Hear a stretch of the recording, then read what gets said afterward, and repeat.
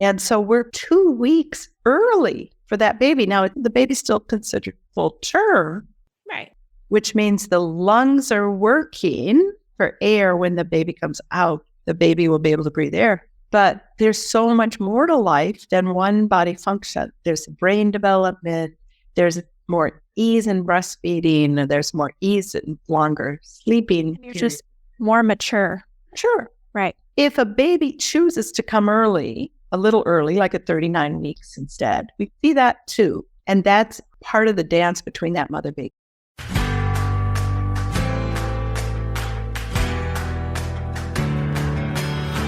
You're listening to the Mommy Labor Nurse podcast, where you'll gain the tools, knowledge, and confidence you need to erase the unknowns, feel in control, and have an even better birth, no matter how you deliver. My name is Liesl Teen, mom of 2, practicing labor and delivery nurse, and your host. From over 8 years and counting of working at the bedside, I know that knowledge is the key to an even better birth. So tune in each week to learn about all things pregnancy, birth, and postpartum from me, a labor and delivery nurse that's seen it all. And now let's get into this week's episode. Welcome back to the Mommy Labor Nurse podcast this week.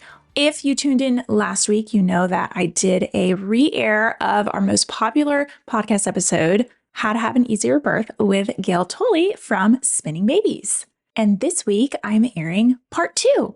So I had Gail come back on the podcast this week. And in this episode, we talk about inductions and how spinning babies can help support you if you are having an induction. We also talk about VBACs and any special considerations that you should have there, because having a VBAC is, there's some things you have to consider. So Gail does a great job touching on that. And then we talk about belly mapping. Yeah, do you guys know what belly mapping is? Well, guess what? You're going to find out in this episode. I talk about belly mapping in the birth courses, and I've done posts on it before on Instagram, but belly mapping, guess what, is from Spinning Babies. Yeah, they created that concept of belly mapping and how to do belly mapping so you can figure out where your baby actually is positioned in your pelvis, because that's their whole thing, right? Getting baby into that ample fetal position. And in order to be able to do that, you have to know kind of where your baby is at in the first place. So Gail talks a lot about belly mapping and how to do that and why that's important. So without further ado, let's get into part 2, How to Have an Easier Birth, with Gail Tully from Spinning Babies. Hi, Gail. Welcome back to the Mommy Labor Nurse podcast. You're my first repeat guest that I've had. So welcome back for part 2 to this awesome discussion about spinning babies. I'm so happy to have you here. Thank you for having me back, Lisa. I enjoyed it so much the first time. It's great to be back. Yeah, we have lots to talk about regarding spinning babies and physiological birth. So we decided to split it up into 2 sessions. I feel like that makes it easier on everybody too. So for those of you that haven't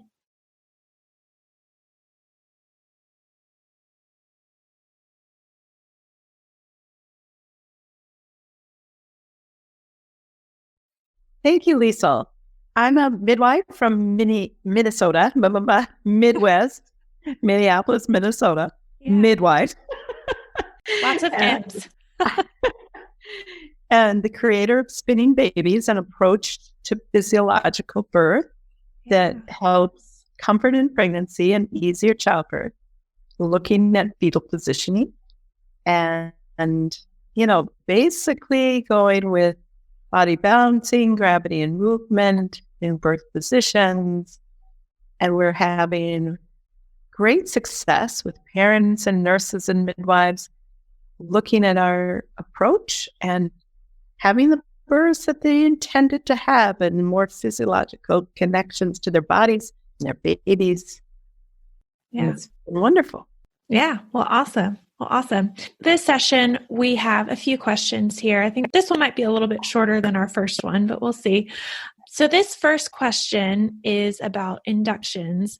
And so basically, inductions are becoming more and more common here, at least here in the US, I feel like. First off, Gail, I want you to tell me your kind of thoughts on inductions in general and how we can still incorporate spinning babies, all of your methodologies and all of your ideologies during an induced labor? Well, thank you, Liesl. That's a very important question because how we're born is very important. We are learning all the time. As humans, we learn in the womb, we learn through the birth process. We learn a lot about social connection and our value in our family by how we're born and how we're greeted. Yeah. And so when we think about the process of childbirth, we're considering today induction or an artificial start of childbirth as opposed, I suppose, or in comparison with physiological start of birth, where the body's own ability to start the labor. So we have a spectrum because it's not a switch. It's very rarely like a situation where an artificial induction from medicine, a pharmaceutical, turns labor on like a switch. Right. That can happen. Right. But usually it's quite a process because we're trying to jumpstart nature. And nature has a reason for starting when it does. Mm-hmm. So our reason for induction better be stronger than nature's intention. Yes. Yeah. Like we can have two things. We can have we're starting labor because of an idea. Yeah. Or we're starting labor because of proven medical indications. Right. And sometimes it's hard to tell which is which. Right. So I'm going to prioritize physiological onset of labor. It would be called onset of labor, start of labor by however that happens. And physiological means with the body's own abilities. I prioritize that because when we can support physiology, we have safer outcomes. Mm-hmm. Now, it's funny to think that, well, there might be a medical indication for starting labor that has some medical risks. So we're doing something because medically it seems important to do to reduce risks, but it carries with it its own risks. Right. And that's the truth because it's not so simple as we would like to. Well, let's not say it's about us liking to believe, but it can be presented as a very systematic, sensible thing to schedule an induction of labor without a clear understanding of what are the side effects or what's the process. Like this might take days. Yeah. And it often does. And would nature have the baby come within that time period? There are situations where it's important for the baby to come because the baby's maybe not getting the oxygen or nutrition from the placenta.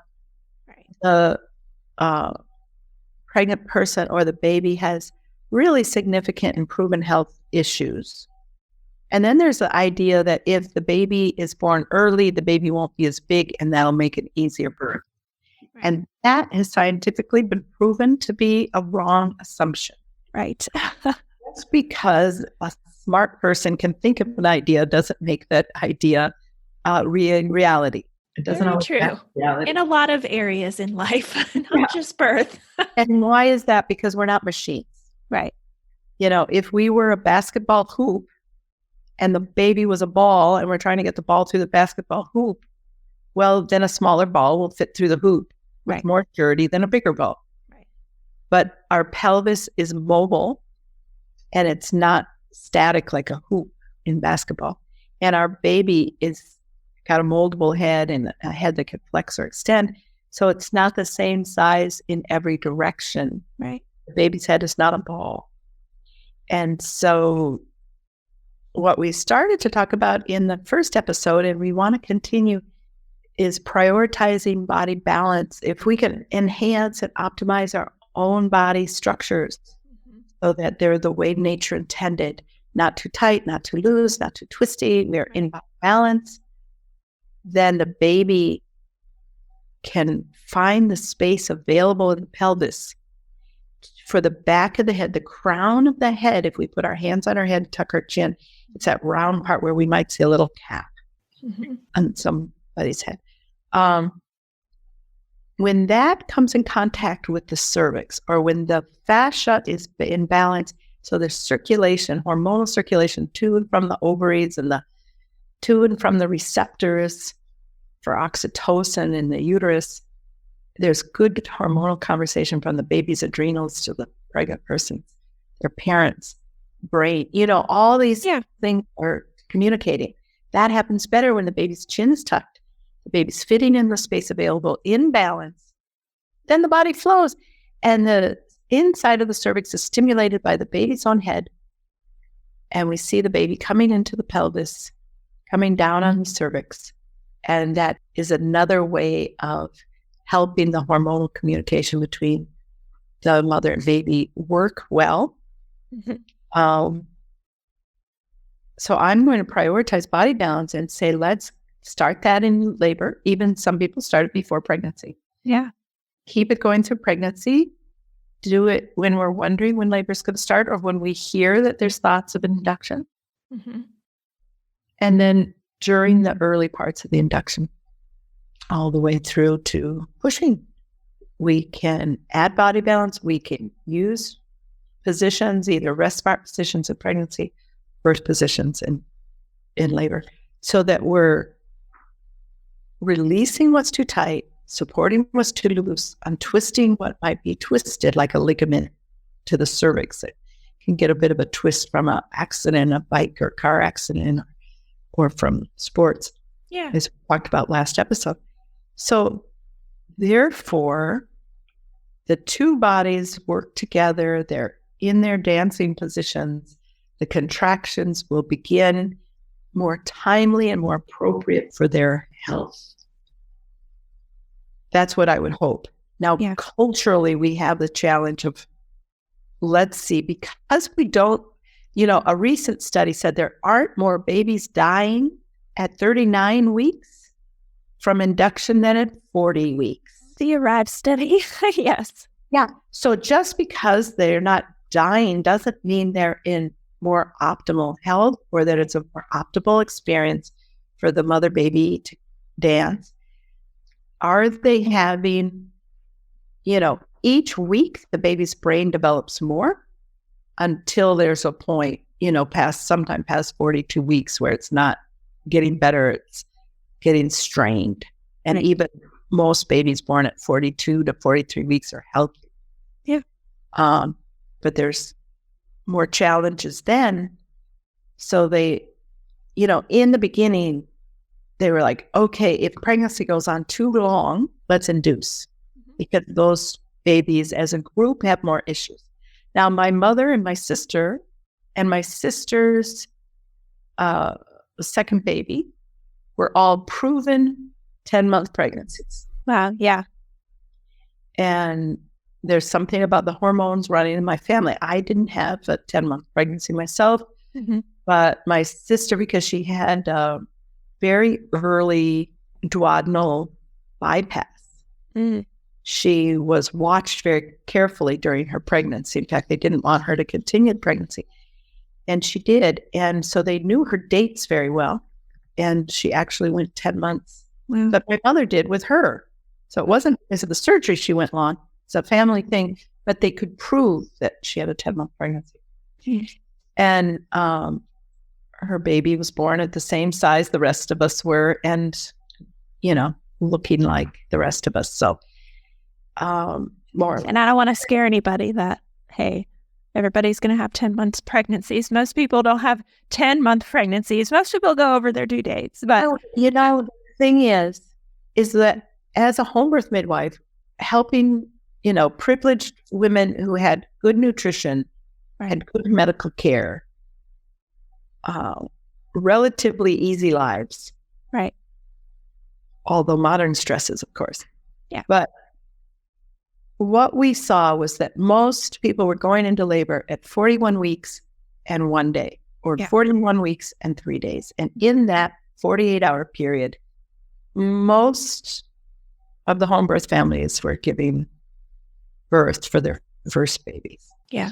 But nowadays, in the medical world, inductions are at 40 weeks and now at 39 weeks. Yeah. And so we're 2 weeks early for that baby. Now, the baby's still considered full term, Right. which means the lungs are working for air. When the baby comes out, the baby will be able to breathe air. But there's so much more to life than one body function. There's brain development. There's more ease in breastfeeding. There's more ease in longer sleeping. You're just more mature, Sure. Right. If a baby chooses to come early, a little early, like at 39 weeks instead, we see that too. And that's part of the dance between that mother baby. When babies are born too early and they do have medical need for breathing, or they have some struggles due to that, that's what we want to avoid. We want a baby to be in a healthy womb environment longer. Now, that's a funny way to say it. The mother and baby, the pregnant person and their child, when they are supported socially and nutritionally and with movement, body balance, all those 4 things together are important. Social support, nutritional support, body movement, and body balance. Yeah. Those were 4 keys.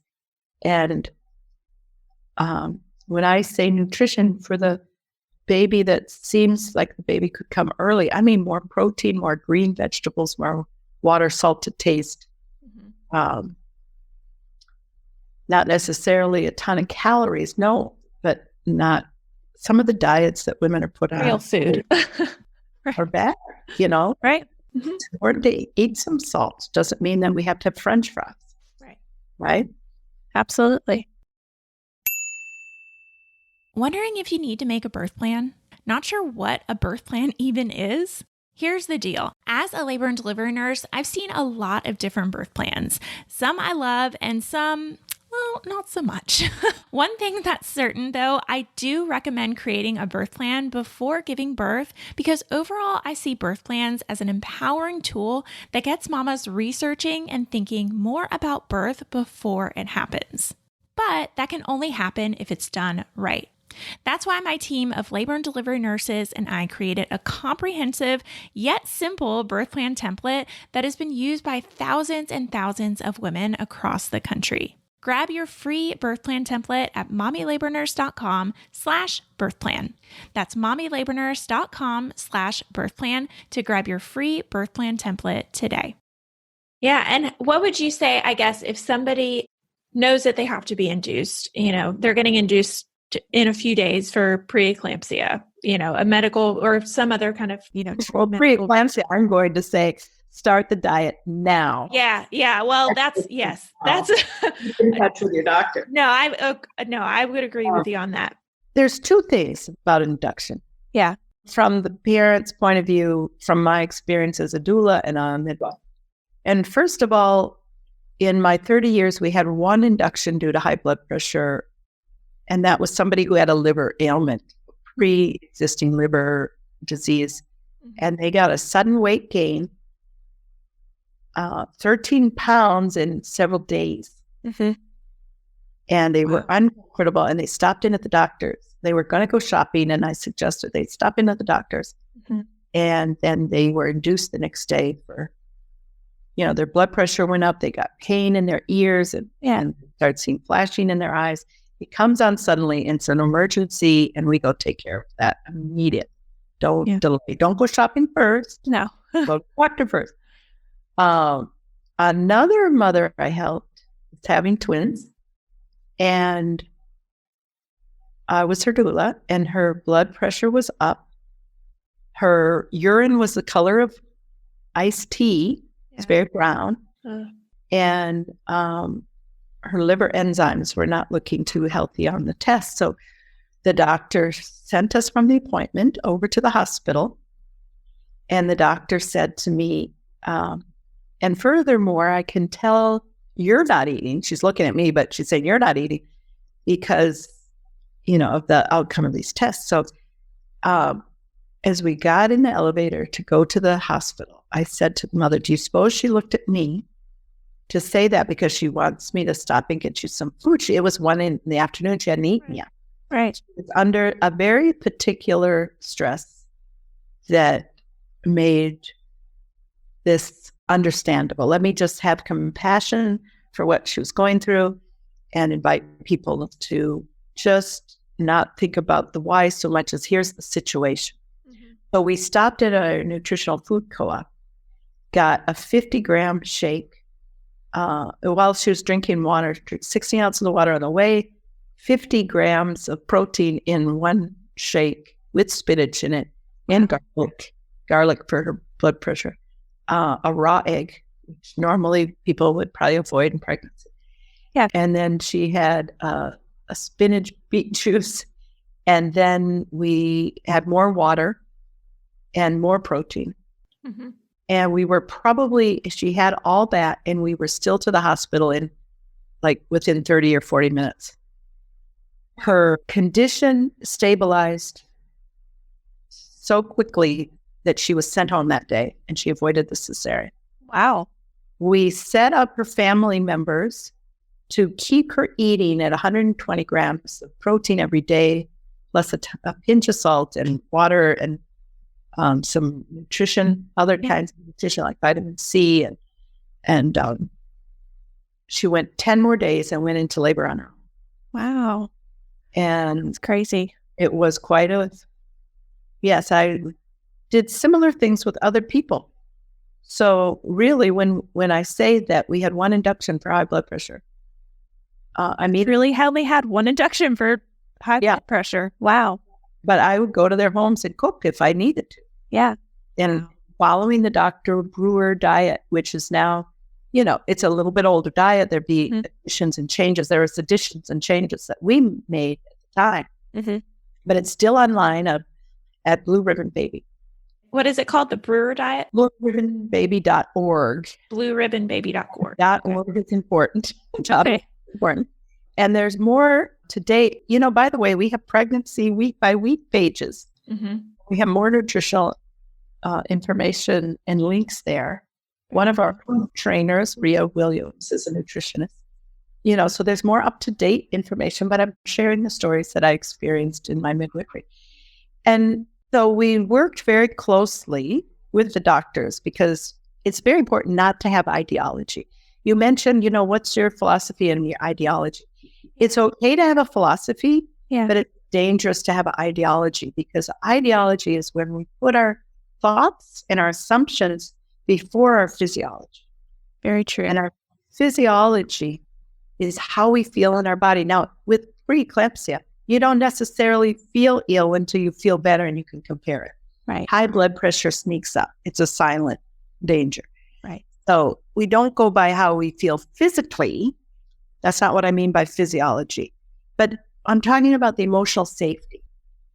When a parent has to be induced for medical reason, they are suddenly presented with a change of plans that can feel very disempowering. Yeah.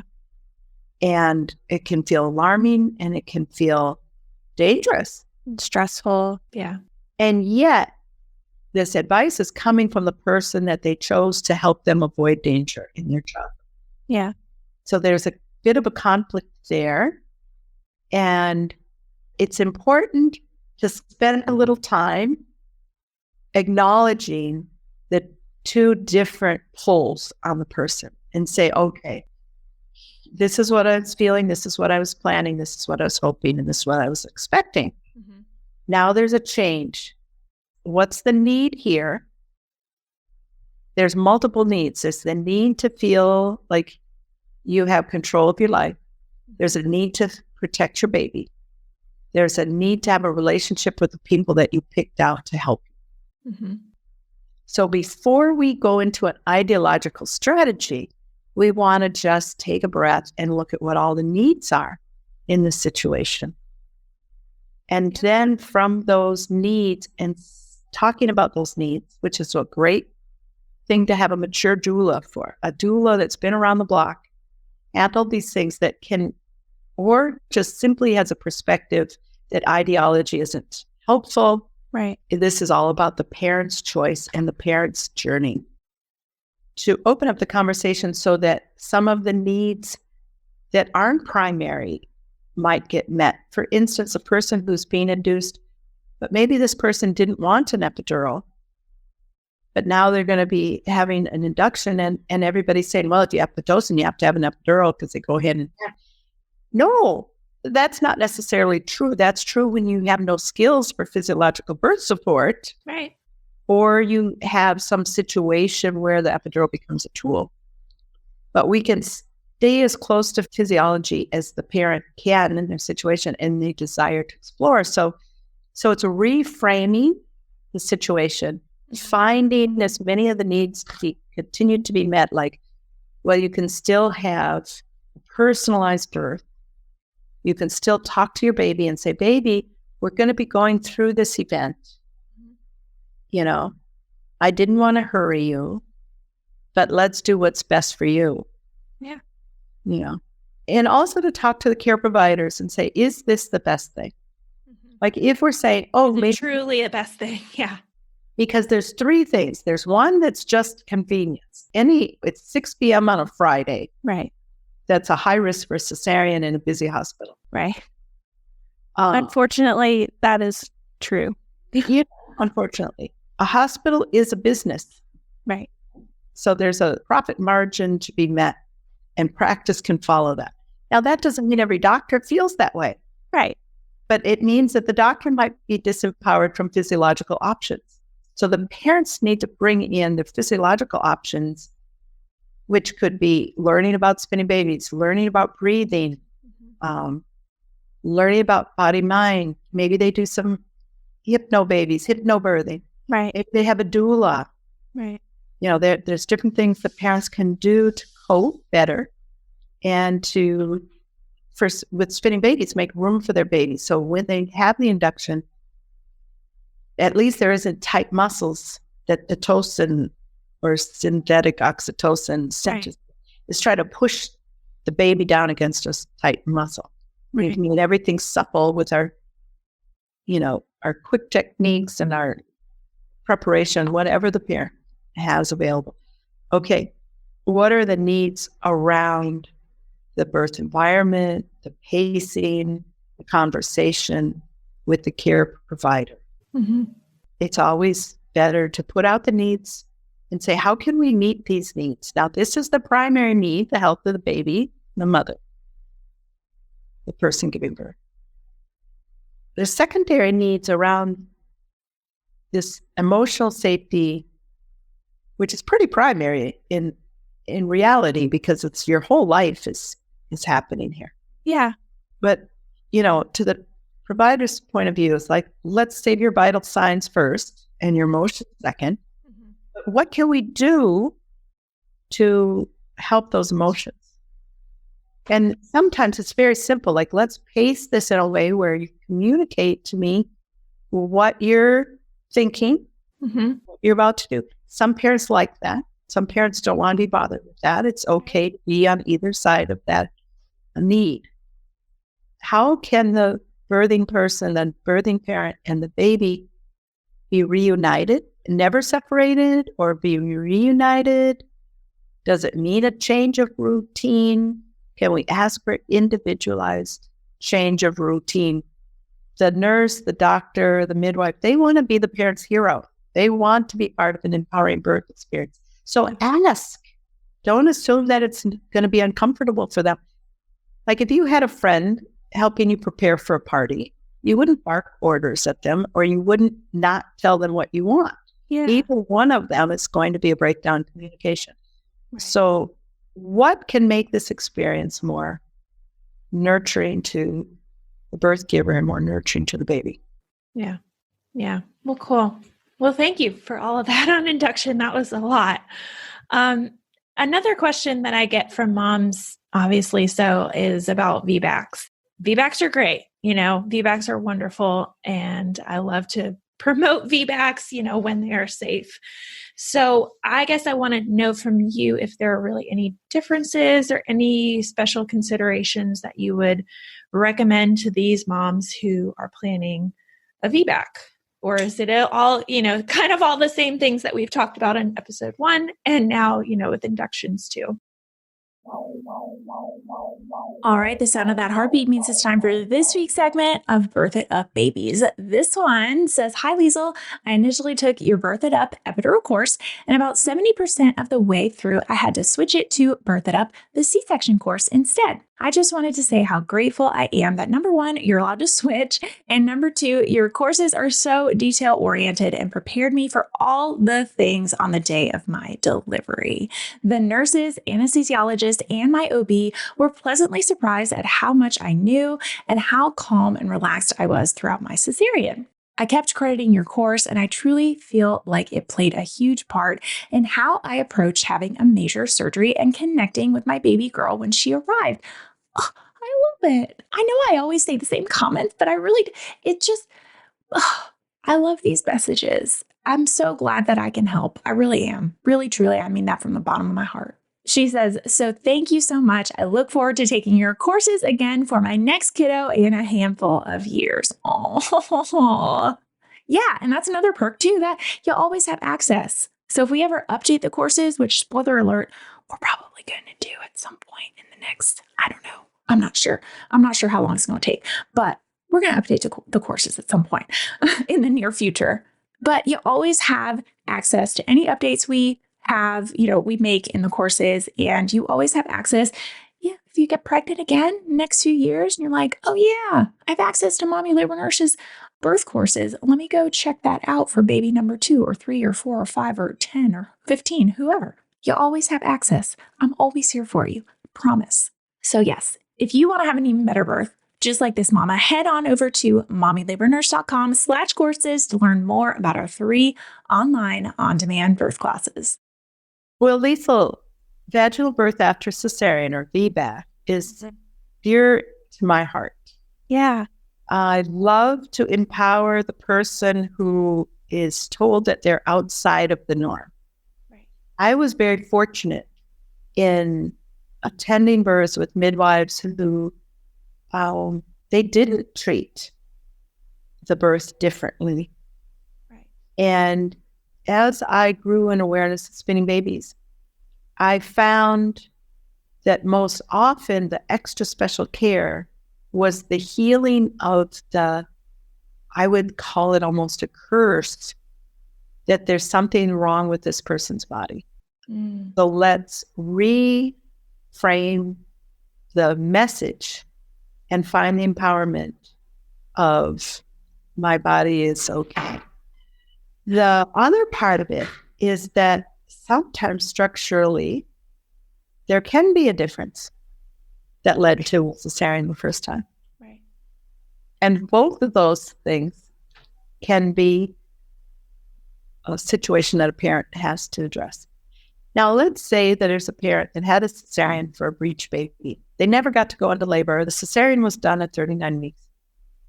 And yet with their second pregnancy, as they get close to term, they started to have thoughts of, will my body work? Mm-hmm. There was nothing broken in their body. Right.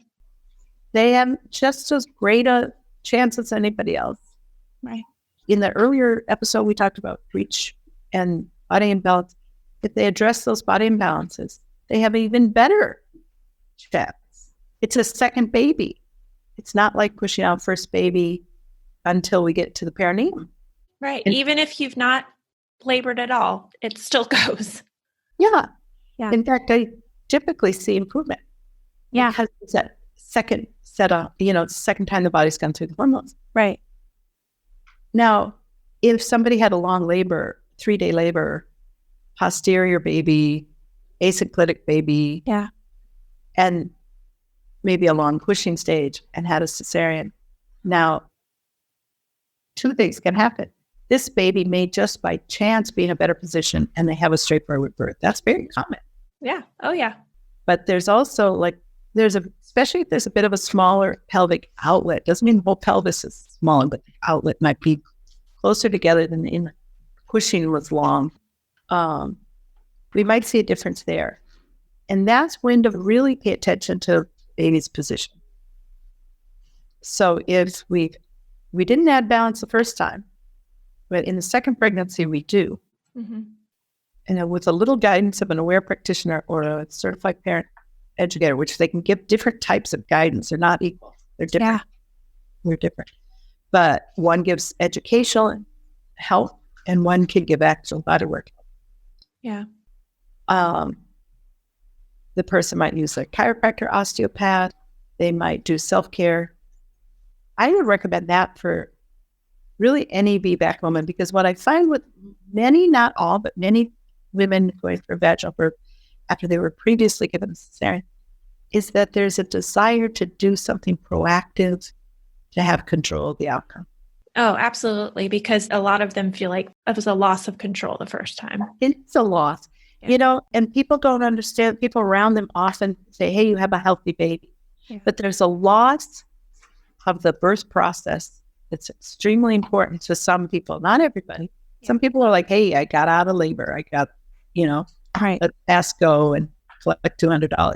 Right. But some people, that's a loss because we wanted to go through a human experience that we would like a right to and support for.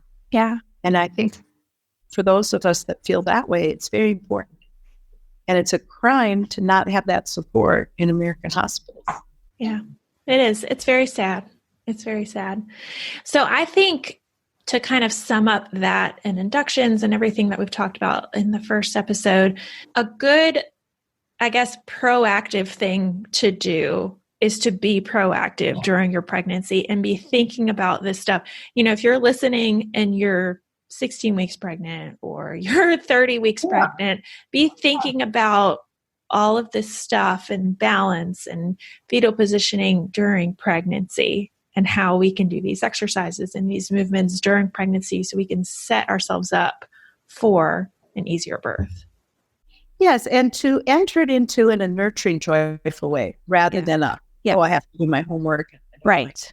It's a relationship with your body and your baby and have fun with it. Yeah. Enjoy it, make it fluid, make it moving. The thought is that birth has been a natural thing for all these thousands of years, and that people do nothing, birth will take care of itself. So in one idea about VBAC is that it was only the care provider's decision that made the cesarean happen. And if they would have just made a different decision, it wouldn't have needed to happen. And sometimes that's true and sometimes that's not true. Yeah. So we have to have a little discernment and a little self-responsibility to say, what's my part? Well, I have a body.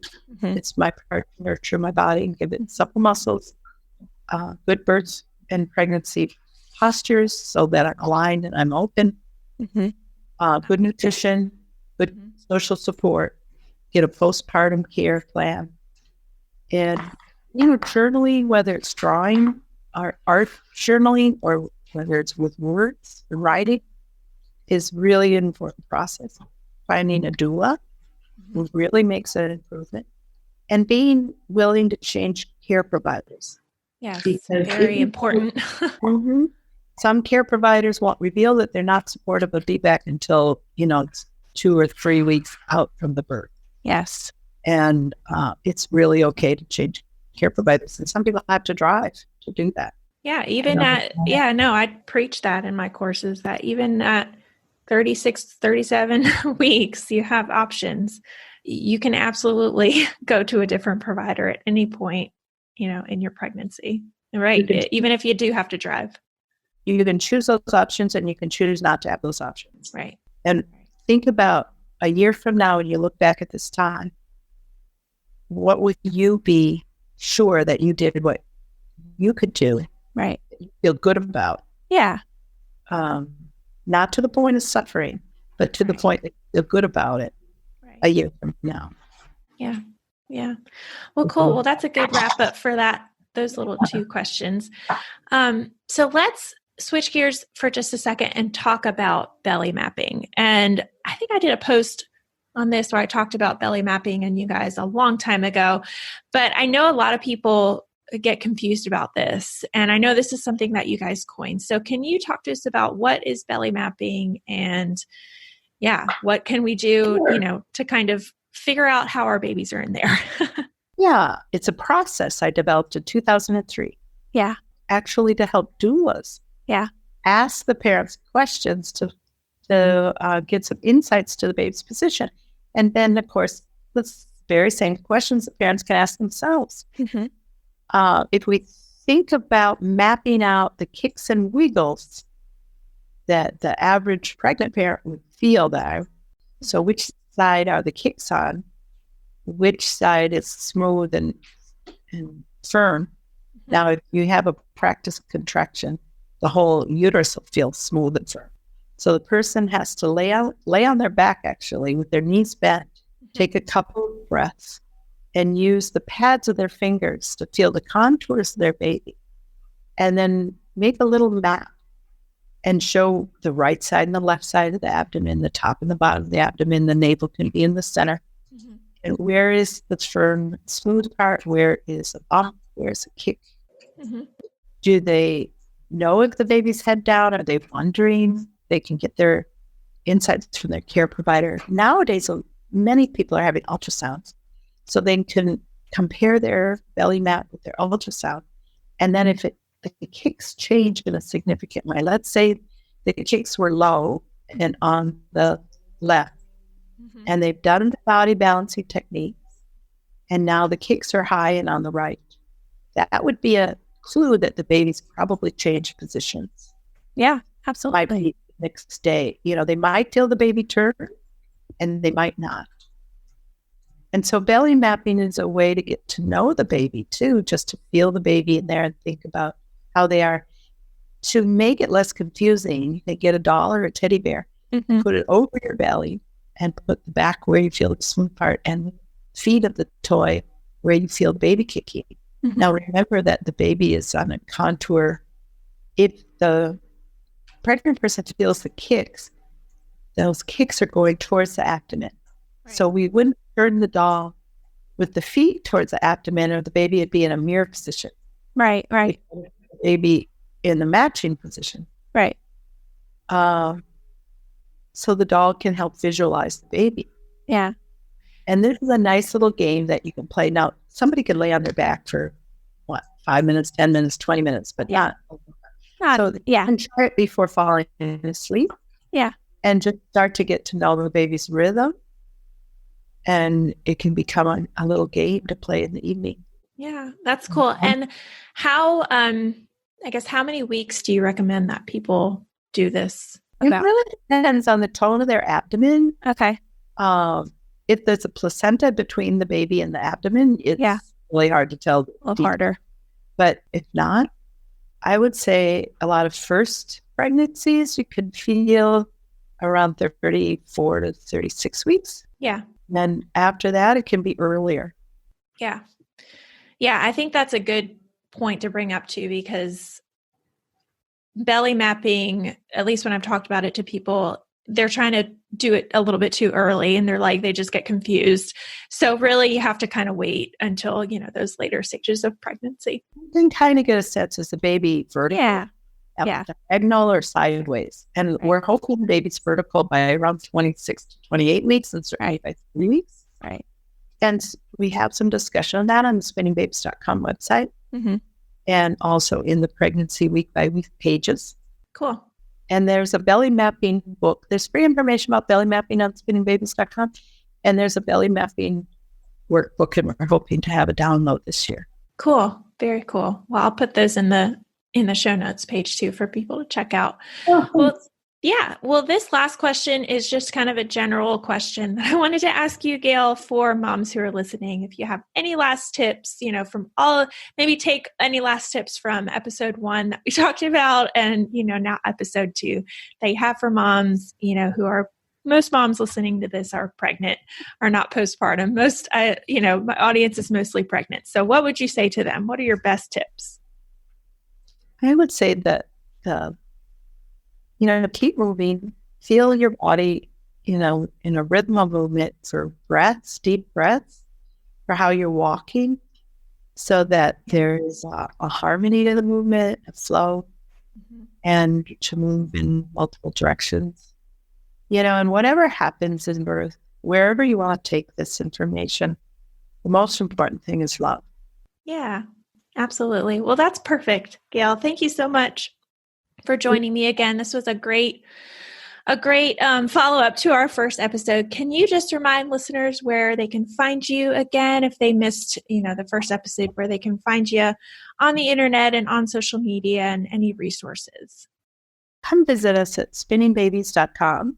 Yeah. Spinning Babies Facebook, Spinning Babies Instagram, Twitter.